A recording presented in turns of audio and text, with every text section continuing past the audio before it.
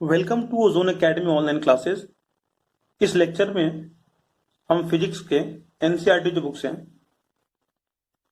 उसके चैप्टर्स के अंदर जो कीवर्ड्स हैं, कंसेप्ट्स हैं, उसको डिस्कस करेंगे, एग्जाम्पल सॉल्व करेंगे और एक्सरसाइज भी सॉल्व करेंगे। एक बार जब कंसेप्ट समझ जाओगे तो फिर चैप्टर भी समझ में आएगा, रीड करोगे तो मजा भी आएगा।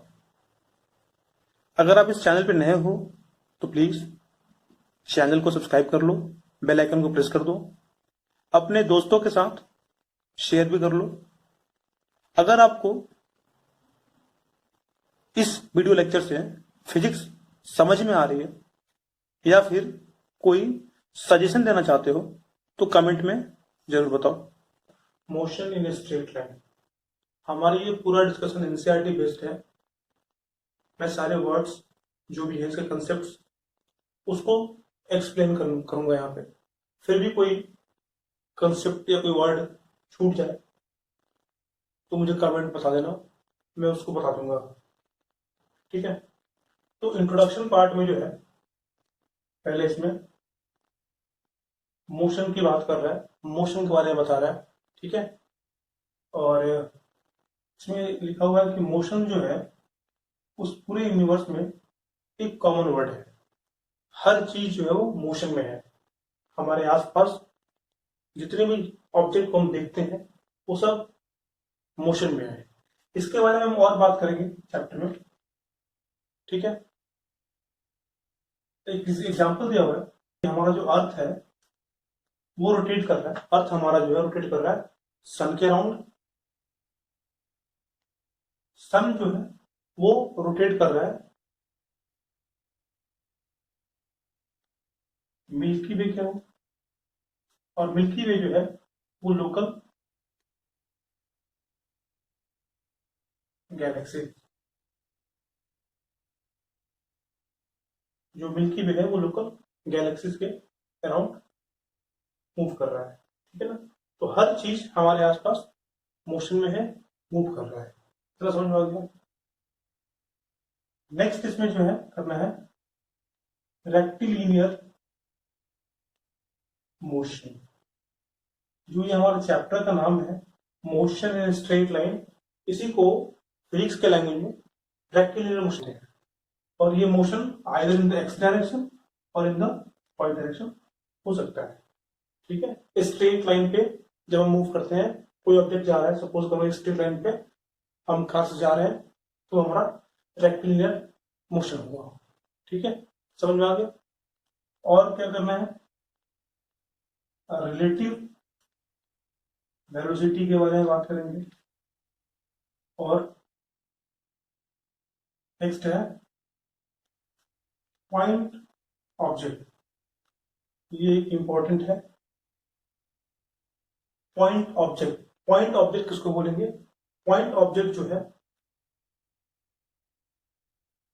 सपोज करो एक ऑब्जेक्ट हमारे पास है ए पॉइंट पे, इसका मास m है और ये शिफ्ट कर गया बी पॉइंट पे। ठीक है, ए पॉइंट पे था, बी पे चला गया। तो if distance covered by object is much greater than the dimension of the object, ये जो ऑब्जेक्ट का जो डायमेंशन है, जो शेप है, साइज है, वो बहुत ही कम है as compare to distance.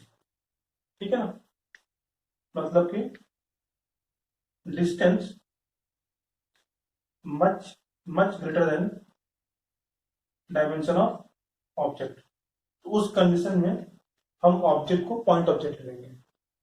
Distance covered by object much much greater than dimension of the object, उस कंडीशन में ऑब्जेक्ट को पॉइंट ऑब्जेक्ट लेंगे। तो उसको इतना दिखाने की जरूरत नहीं है, तो ऐसे दिखा दो पॉइंट, और उसको ऐसे दिखा दो ये ऑब्जेक्ट था और ये भी चला गया।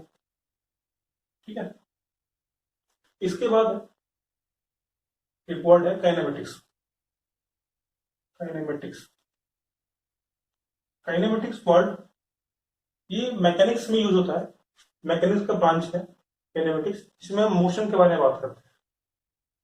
मोशन के बारे में फिजिक्स का ब्रांच मैकेनिक्स।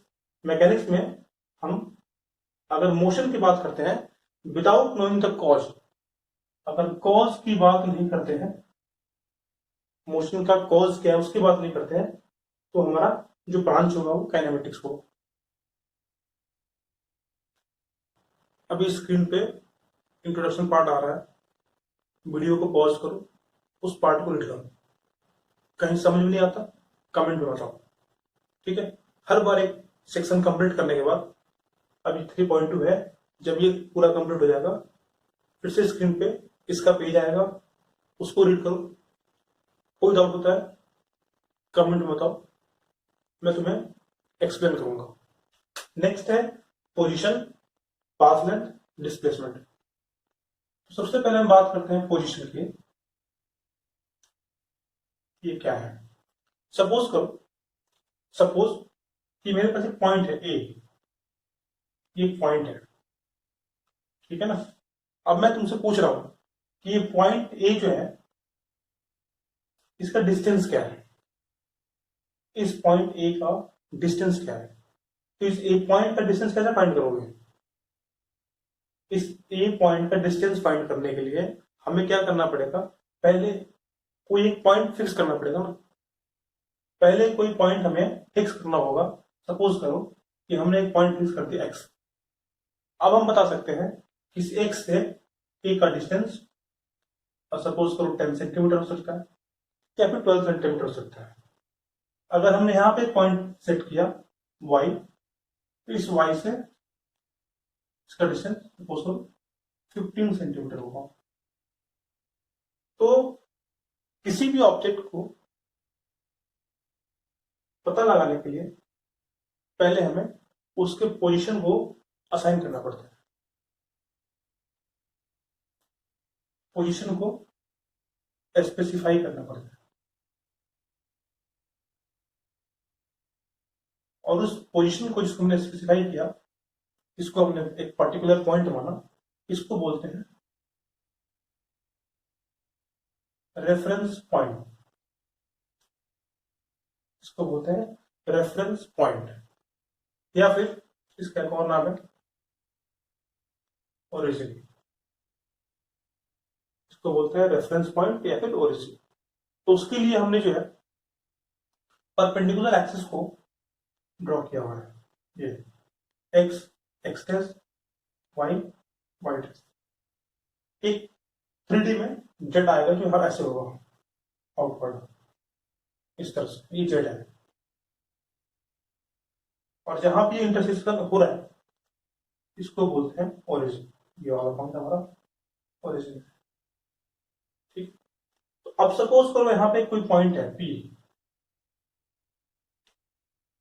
इसके पोजीशन को असाइन करना इजी हो गया। पहले हम देखेंगे एक्स से कितने डिस्टेंस पे है, ये एक्स, फिर ये वाई, इसका कोऑर्डिनेट हो जाएगा एक्स एंड वाई। इसको बोलते हैं कोऑर्डिनेट, पी का कोऑर्डिनेट। पहले एक्स में जाना है फिर वाई में जाना है। दो तरीके हैं जाने के पी के पास, या तो इस ओरिजिन ओ से डायरेक्ट पी के पास ले जाओ, इस ओरिजिन ओ से डायरेक्ट पी के पास ले जाओ, या फिर पहले एक्स में जाओ फिर वाई में जाओ, तो हम पहुंच जाएंगे कहां पे, पी के पास, और ये हमारा कोऑर्डिनेट होगा। अगर 3D होता, 3D ऐसे ये इस तरह से, तो यहाँ पे कोई पॉइंट होता, यहाँ पे इस पॉइंट कोई पॉइंट होता ऑब्जेक्ट, तो पहले हमें एक्स में जाना होता, ठीक है, फिर वाई में, और फिर जेड में। यहाँ पे ऑब्जेक्ट था हमारा एक्स वाई, फिर इस पॉइंट पर आते हैं, इसको ऐसे दिखाते हैं एक्स वाई जेड, तब हमारा कोऑर्डिनेट होता एक्स वाई एंड जेड। समझ गए? ओरिजिन। और इसको हम बोलते हैं rectangular coordinate system. Rectangular coordinate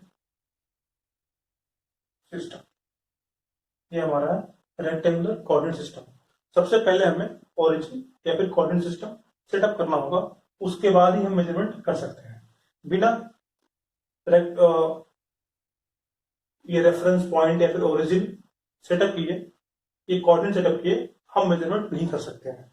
हमें क्या करना पड़ेगा, पहले कोऑर्डिनेट सिस्टम फिक्स करना पड़ेगा, उसके बाद ही हम मेजरमेंट कर सकते हैं।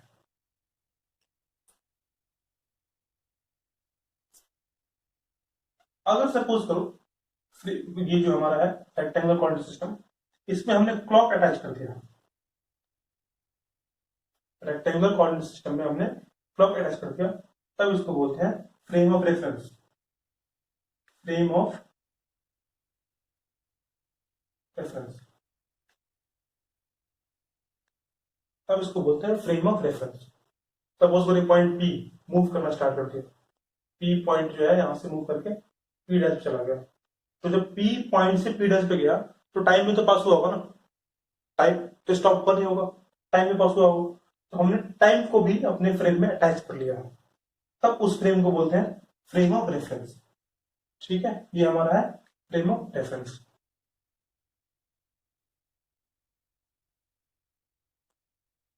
नेक्स्ट हमारा है टॉपिक रेस्ट एंड मोशन। ये इंपॉर्टेंट टॉपिक है, समझते हैं इसको अच्छे से कि होता क्या है। अच्छा, फ्रेम ऑफ रेफरेंस जो है अपनी चॉइस है, तुम चूज कर सकते हो इसको, लेकिन हमने एक सेटअप किया हुआ है कि ये एक्स होगा ये वाई होगा, सब ऐसे ही चूज करते हैं, इससे कंफ्यूजन नहीं होगा। लेकिन प्रॉब्लम करते समय फ्रेम ऑफ रेफरेंस अपना सेटअप कर सकते हैं, जो हमें इजी लगे, जो कन्वीनियंट हो वो हम यूज कर सकते हैं। तो अभी हम बात कर रहे हैं रेस्ट एंड मोशन की। ये दोनों टर्म जो है रिलेटिव है, ये दोनों टर्म जो है क्या है, रिलेटिव है। रिलेटिव टर्म का मतलब क्या है? रिलेटिव टर्म का मतलब है कि सेम जो ऑब्जेक्ट है वो चेंज होता रहेगा किसी और के रिस्पेक्ट में। जैसे कि सपोज करो ये कार है, अब मैं बोल रहा हूं ये जो कार है ये रेस्ट में भी है और मोशन में भी, दोनों है। ये कार जो है वो रेस्ट में भी है और मोशन में भी है, बट किसके लिए रेस्ट में है और किसके लिए मोशन में है? For which the car is in rest और इज इन मोशन, ये पता लगाना है। तो मोशन के बारे में जो डेफिनेशन है वो ये है, व्हेन द पोजीशन, ये ए पॉइंट और ये बी पॉइंट है, position between two object changes. ये दो ऑब्जेक्ट है, इसके बीच का अगर पोजीशन चेंज होता है, सपोज करो पहले ये था फिर ये हो गया फिर ये हो गया, तो पोजीशन चेंज हो रहा है। पोजीशन क्या हो रहा है? चेंज हो रहा है, तब हम बोलेंगे कि ऑब्जेक्ट मोशन में है। जब पोजीशन चेंज होगा ऑब्जेक्ट का विद रिस्पेक्ट टू टाइम, क्योंकि हमने टाइम को अपने फ्रेम में इंक्लूड किया है, जिसको हमने फ्रेम ऑफ रेफरेंस बोला हुआ है, ऑफकोर्स टाइम तो होगा ही, तब हम बोलेंगे कि ऑब्जेक्ट मोशन में है। ठीक है, समझ में आया? और अगर पोजीशन चेंज नहीं होता है तो ऑब्जेक्ट रेस्ट में आएगा। जैसे सपोज करो यहां पे ये वॉल है और मैं यहां पे हूं, तो वॉल और मेरे बीच में जो है पोजीशन चेंज नहीं हो रहा, तो मेरे लिए ये वॉल क्या है? रेस्ट में है, और मैं वॉल के लिए रेस्ट, हम दोनों एक दूसरे के लिए रेस्ट में है। सपोज करो मैंने चलना स्टार्ट किया तुम्हारी तरफ, तो मेरे क्या हुआ? पोजीशन चेंज हो रहा है, पोजीशन चेंज हुआ, जब पोजीशन चेंज हुआ तो दोनों मोशन में आ गए। ठीक है, वॉल मेरे लिए मोशन में आ गया। क्लियर है? ये एग्जांपल देखते हैं कार वाला। ये कार मूव कर रहा था वी वेलोसिटी से, ठीक, और यहाँ पे कोई बाहर ग्राउंड पे है, इसके लिए जो ग्राउंड पे है इसके लिए कार मूव कर रहा है वी वेलोसिटी से, ठीक, बिकॉज दोनों के बीच का पोजीशन चेंज हो रहा है। कार और यहाँ पे जो ग्राउंड पे है इनके बीच का पोजीशन चेंज हो रहा है, तो ये मोशन में है। बट जो कार के अंदर है उसका कार के रिस्पेक्ट में पोजीशन चेंज नहीं हो रहा, तो ये रेस्ट में हो जाएगा, ये वाला आदमी रेस्ट में हो जाएगा और ये मोशन में। तो देखा, सेम ऑब्जेक्ट कभी रेस्ट में है और कभी मोशन में है, सेम ऑब्जेक्ट कभी रेस्ट में है और कभी मोशन में है। तो रेस्ट एंड मोशन जो टर्म है वो क्या है, रिलेटिव है। दोनों टर्म जो है वो रिलेटिव है।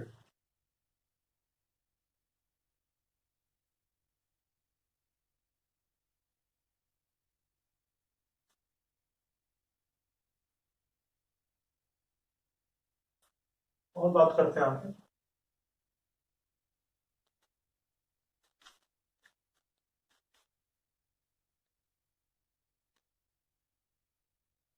जो सेट्स ऑफ जो एक्सिस था हमारा, सेट ऑफ एक्सिस जो था एक्स वाई एंड जेड, वो डिपेंडिंग अपॉन द मोशन, कि मोशन किस तरह का है, किस टाइप का है, उसके अकॉर्डिंग हम एक्सिस चूज कर सकते हैं। सपोज करो कि हम स्ट्रेट लाइन मोशन की बात कर रहे हैं, तो हमारा काम एक्स एक्सिस से हो जाएगा, ठीक है ना। तो हम ऐसे करेंगे, एक्स से करेंगे, एक्स ऐसे करेंगे। अगर हम मोशन एंड प्लेन की बात कर रहे हैं तो हमें एक्स और वाई चाहिए होगा, ठीक है। और अगर 3D मोशन है, मॉस्किटो फ्लाई कर रहा है पूरे रूम में, वो 3D मोशन है, उसके लिए एक्स वाई जेड चाहिए होगा। लेकिन सिंपली अगर सपोज को रोड पे हम जा रहे हैं, स्ट्रेट लाइन मोशन में जा रहे हैं, तो वो हमें एक्स से हमारा काम चल जाएगा। अब इसमें जो है डायरेक्शन पता करने के लिए हमने यहाँ पे और राइट साइड है और ओरिजिन के लेफ्ट में जो है वो नेगेटिव है। ओरिजिन के राइट साइड में पॉजिटिव है, ओरिजिन के लेफ्ट साइड में नेगेटिव है। तो सपोज करो एक्स इक्वल्स लिखा हुआ है +5 या फिर 5 लिखा हुआ है, तो मतलब ओरिजिन के राइट में जाना है। और अगर -5 लिखा है तो ओरिजिन के लेफ्ट में जाना है। तो ये साइन से जो है हम डायरेक्शन पता कर लेंगे। अभी हम केवल बात कर रहे हैं मोशन स्ट्रेट लाइन की, प्लेन की मोशन की बात अभी नहीं कर रहे हैं।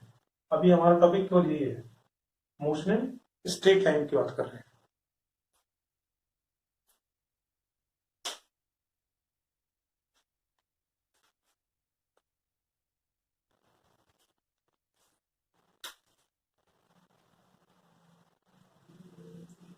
नेक्स्ट टॉपिक है हमारा average velocity and average speed, इसकी बात करते हैं। तो देखो एवरेज वेलोसिटी जो है ये रिलेटेड है, अभी हमने इससे पहले क्या था, डिस्प्लेसमेंट। और एवरेज स्पीड जो है ये रिलेटेड है डिस्टेंस से, ठीक है। ये डिस्प्लेसमेंट से रिलेटेड है और ये डिस्टेंस से रिलेटेड है। तो अगर ये डिस्प्लेसमेंट से रिलेटेड है तो ये कौन सी क्वांटिटी हो जाएगी, वेक्टर क्वांटिटी हो जाएगी। और ये जो है एक स्ट्रेट लाइन के लिए होगा, समझ गए। बट डिस्टेंस जो है वो एक पाथ लेंथ के लिए होगा पूरा। तो एवरेज स्पीड भी जो है उस पूरी जर्नी के लिए होगी। बट ये एवरेज वेलोसिटी एक सिंगल इंटरवल के लिए होगा। इसको कैलकुलेट कैसे करेंगे, तो इसे कैलकुलेट करने का जो फॉर्मूला वही है change in position upon time interval. Change in position upon time interval कैसे निकालेंगे, x2 minus x1 upon t2 minus t1। इसको करने के लिए हमारे पास formula simple, total distance upon total time taken, ठीक है। Total distance upon total time taken, इसके असाइनमेंट मीटर पर सेकंड और इसका भी असाइनमेंट मीटर पर सेकंड, मीटर पर सेकंड, मीटर पर सेकंड।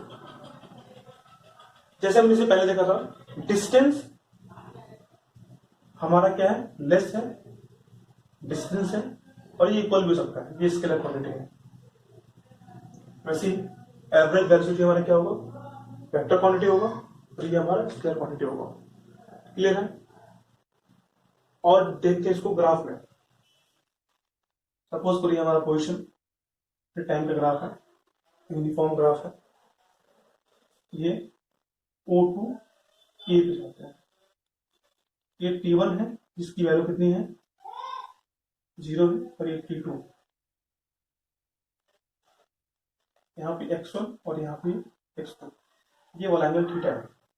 तो अगर मैं इस ट्रायंगल में, ये बी पॉइंट है, tan थीटा फाइंड करूं, tan थीटा, ठीक, tan थीटा क्या होता है, P/B, P/B, perpendicular upon base.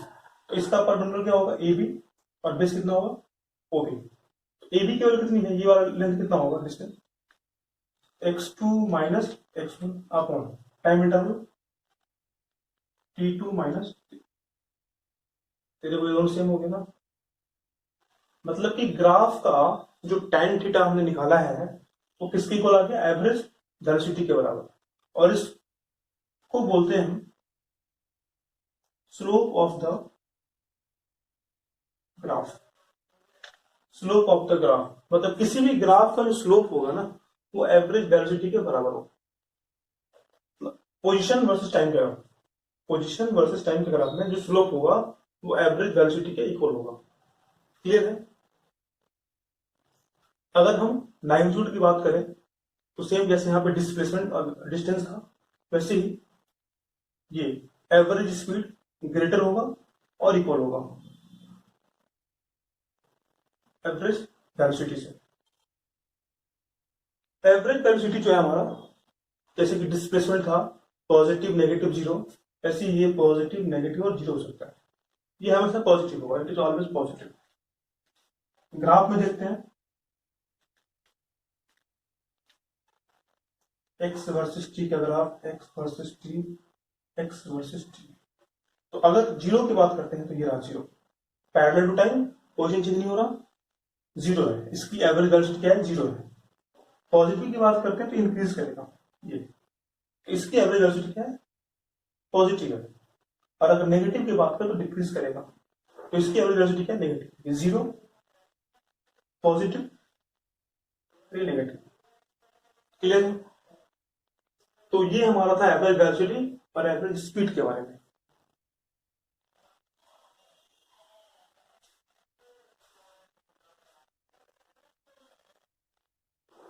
इसके बाद इसमें एक क्वेश्चन है,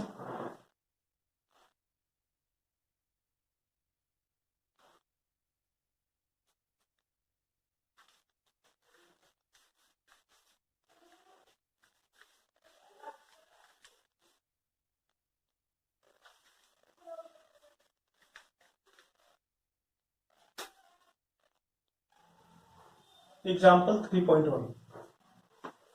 एग्जाम्पल 3.1 स्क्रीन पे क्वेश्चन आ रहा है, क्वेश्चन रीड करो, देखो क्या है। इसमें जो है लिखा है फिगर 3.1। 3.1 को रेफर किया हुआ है, फिगर 3.1। एक ओ पॉइंट है, ये आर है, ये क्यू है और ये पी है। ये 0 है, ये 240 है और ये 360 है और ये माइनस का 120 है। क्लियर है।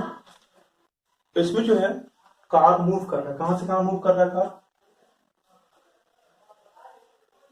O2P,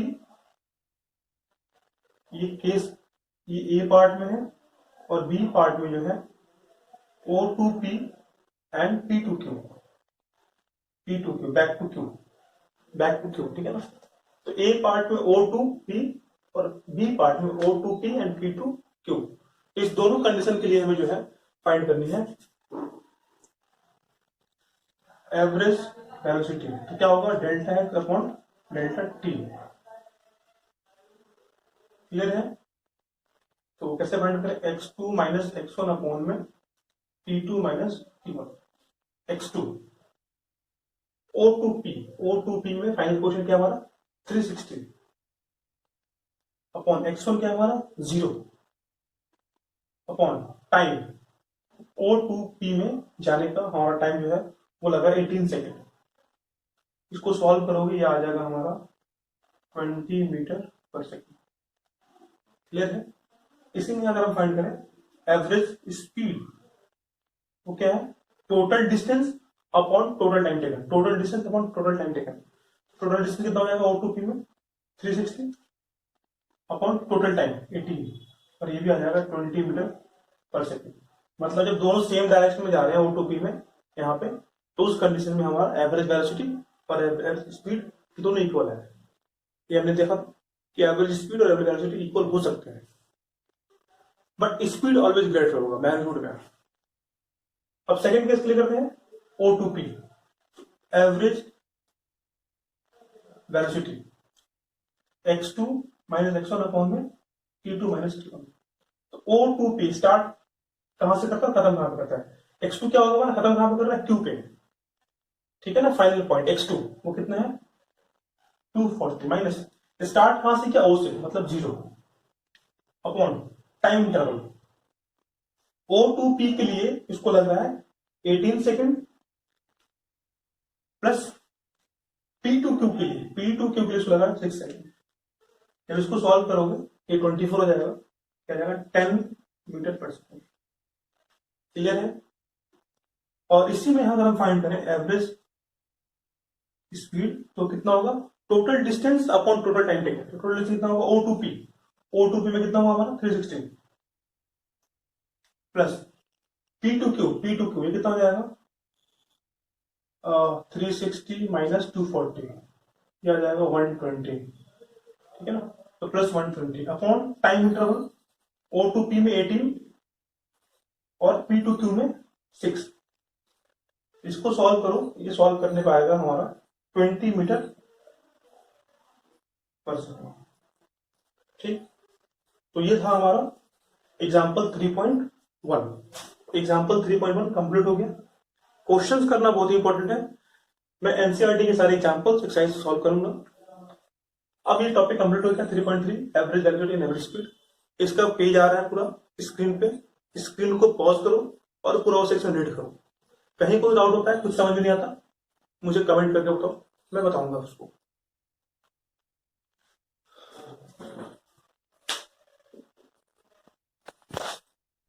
ओके, नेक्स्ट टॉपिक हमारा path length and displacement. Path length and displacement. तो हम बात करते हैं पहले पाथ लेंथ की। इसको हम डिस्टेंस भी बोलते हैं। डिस्टेंस, जो टोटल पाथ लेंथ होता है उसे हम डिस्टेंस बोलते हैं। सपोज करो दो पॉइंट है हमारे पास ए एंड बी, दो लोकेशन है। एक हमारा सपोज करो दिल्ली है और एक हमारा मुंबई है। तो एक मुंबई से टू दिल्ली जाने के लिए हमारे पास तीन रास्ते हैं, या तो हम ट्रेन से जा सकते हैं, या फिर हम बस से जा सकते हैं, या फिर बाई एयर जा सकते हैं। तो मैं यहाँ से तीनों रास्ते दिखा रहा हूँ, 1 2 तीन रास्ते हैं। ये जो डिफरेंट रास्ते जो है हमारे जाने के ए टू बी, इसी को बोलते हैं पाथ लेंथ, या फिर हमारा टोटल डिस्टेंस। 1 भी है, 2 भी है और 3 भी है। नेक्स्ट हमारा है इसमें डिस्प्लेसमेंट। डिस्प्लेसमेंट किसको बोलेंगे, तो डिस्प्लेसमेंट का मतलब है change in position. Change in position, displacement का मतलब है चेंज इन पोजीशन। पोजीशन का चेंज होना, मतलब पोजीशन तो यहां भी चेंज हो रहा है, 1 में भी हो रहा है, 2 में भी हो रहा है, 3 में भी हो रहा है, लेकिन कैसा चेंज, चेंज कैसा, तो वो क्या है शॉर्टेस्ट। शॉर्टेस्ट होना चाहिए, शॉर्टेस्ट डिस्टेंस होना चाहिए, वही हमारा क्या होगा डिस्प्लेसमेंट होगा। और क्या बात है इसमें, इसमें 2 पॉइंट हमें फाइंड करना होगा। स्टार्ट कहां से किया, starting point, what is the starting point, उसे बोलते हैं हम इनिशियल पॉइंट। इनिशियल पॉइंट हमारा इसमें क्या है, स्टार्ट कहां से किया, ए से किया है, तो वो हमारा हो जाएगा ए। दूसरा है फाइनल पॉइंट, खत्म कहां पे किया, तो खत्म कहां पे किया, बी पे, यहां पे हमारा टर्मिनेट कर गया। तो initial to final, initial to final एक लाइन ज्वाइन करो, स्ट्रेट लाइन होगा। कैसा होगा, स्ट्रेट लाइन होगा। इनिशियल टू फाइनल हमने एक लाइन ज्वाइन किया और लाइन में समझिए स्ट्रेट लाइन हो जाएगी, तो हमारा क्या होगा डिस्प्लेसमेंट होगा, ठीक। और बात करते हैं डिस्टेंस जो हमारा है, ये पाथ लेंथ जो है ऑलवेज पॉजिटिव होगा, ऑलवेज पॉजिटिव, ये ऑलवेज पॉजिटिव होगा। Distance path length always positive होगा। ये displacement it may be positive, it may be negative और जीरो, ये जीरो हो सकता है। डिस्प्लेसमेंट में be positive, negative and zero, but distance always positive, ठीक। अच्छा, एक टर्म यहां पे हम इंट्रोड्यूस कर रहे हैं, वो है वेक्टर एंड स्केलर। अभी थोड़ा सा बताएंगे इसके बारे में, इसके बारे में डिटेल डिस्कशन करेंगे चैप्टर 3 में, मोशन इन प्लेन में। लेकिन बस अभी यही जान लो, वेक्टर उसको बोलते हैं जिसके पास क्या है डायरेक्शन होता है, और स्केलर उसे बोलते हैं जिसके पास डायरेक्शन नहीं होता है। और डायरेक्शन कैसा होना चाहिए? यूनिक होना चाहिए। डायरेक्शन कैसा होना चाहिए? यूनिक डायरेक्शन, ठीक है, यूनिक डायरेक्शन होना चाहिए। यूनिक डायरेक्शन देखो यहाँ पे, अगर मैं 1 की बात करूं तो ये इसका डायरेक्शन तो कभी ऐसे है, कभी ऐसे है, कभी ऐसे है, डिफरेंट है। अगर थर्ड की बात करें तो कभी ऐसे जा रहा है, कभी ऐसे, कभी ऐसे, कभी ऐसे। तो 1 एंड थर्ड में जो है डायरेक्शन यूनिक नहीं है, डायरेक्शन है तो लेकिन वो यूनिक नहीं है। बट सेकंड वाले में क्या है कि डायरेक्शन यूनिक है, एक ही डायरेक्शन। सेकंड वाले में डायरेक्शन क्या है? यूनिक है। तो जिसका डायरेक्शन यूनिक होगा, एक ही डायरेक्शन होगा, उसको बोलेंगे हम क्या? वेक्टर बोलेंगे। तो ये हमारा डिस्प्लेसमेंट क्या हो जाएगा? वेक्टर क्वांटिटी हो जाएगा, वेक्टर क्वांटिटी। और डिस्टेंस हमारा जो है पास लेंथ, ये हमारा स्केलर हो जाएगा। समझ में आया? ये स्केलर है क्योंकि इसका डायरेक्शन फिक्स नहीं है और इसका डायरेक्शन फिक्स है, तो ये हमारा क्या है? डिस्प्लेसमेंट हो जाएगा। क्लियर है? और बात करते हैं इसके बारे में।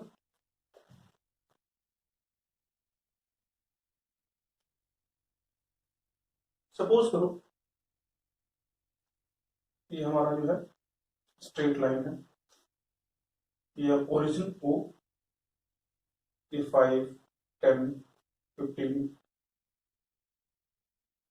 -5, -10, इस तरह से ये हमारा है। तो एक वर्ड है यहाँ पे, change in position, change in position, ठीक, इसकी बात करते हैं। ये वो वर्ड, ये वाला जो वर्ड है चेंज इन पोजीशन, बहुत ज्यादा यूज होता है फिजिक्स में।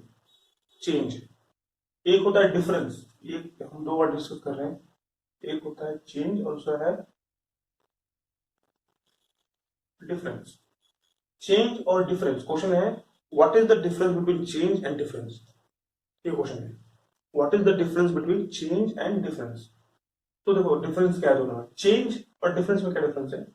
चेंज ऑलवेज जो है फाइनल माइनस इनिशियल होता है। चेंज ऑलवेज कैसे निकालेंगे? फाइनल में से इनिशियल को माइनस करेंगे। डिफरेंस जो है ऑलवेज, डिफरेंस जो है वो हमेशा higher value minus lower value होता है। समझिए, डिफरेंस जो है वो हमारा हमेशा higher value minus lower value होता है। चेंज हमारा हमेशा फाइनल माइनस इनिशियल होगा। तो जब हाइयर माइनस लोअर है तो ये ऑलवेज पॉजिटिव होगा, ये हमेशा क्या होगा? पॉजिटिव होगा। और चेंज फाइनल माइनस इनिशियल है तो ये कभी पॉजिटिव, कभी नेगेटिव और कभी जीरो हो सकता है। It may be positive, negative और जीरो, ये दोनों वर्ड इसको अच्छे से समझ लो। ये हमेशा यूज होता है, change in position, change in momentum, change in velocity.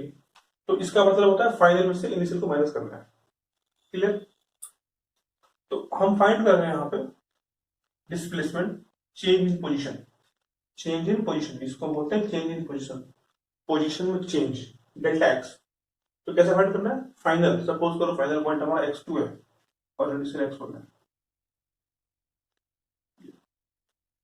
तो ये हमें दे देगा क्या? डिस्प्लेसमेंट। और ये डायरेक्शन में बताएगा क्योंकि ये हमारा वेक्टर क्वांटिटी है, तो डायरेक्शन में बताएगा। डायरेक्शन कैसे बताएगा?